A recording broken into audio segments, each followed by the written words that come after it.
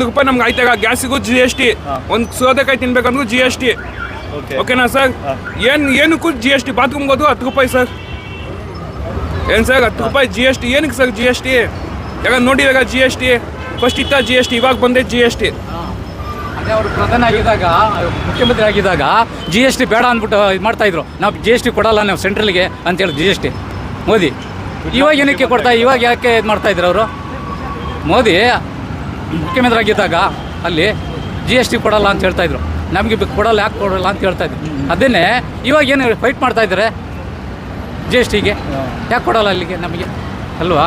ಆ ಥರ ಇವಾಗ ಆಗಿದ್ರೆ ನಿಮ್ಮ ಪ್ರಕಾರ ಮೋದಿ ಅವರದ್ದು ಯಾವುದು ಸಕ್ಸಸ್ ಅನ್ನೋದು ಅಷ್ಟೊಂದಿಲ್ಲ, ಯಾವ್ದು ಸರ್ ಈಗ ಅಂತಾರೆ 1 ಲಕ್ಷ ಕೊಡ್ತೀನಿ, ಏನೇನೋ ಸ್ಕೀಮ್ಸ್ ಐತೆ. 1 ರೂಪಾಯಿ ಸ್ಕೀಮ್ ಸಿಕ್ಕಿಲ್ಲ ಸರ್ ನಮಗೆ. ಓಕೆ, ಆಟೋಗೆ ಸ್ಕೀಮ್ ಐತೆ, 1 ರೂಪಾಯಿ ಸ್ಕೀಮ್ ಸಿಕ್ಕಿಲ್ಲ. ಎಷ್ಟು ವರ್ಷದಿಂದ ಆಟೋ ಓಡಿಸಿದ್ದೀರಾ ಸರ್? 3 ವರ್ಷದಿಂದ ಹೋಗ್ತೀನಿ ಸರ್.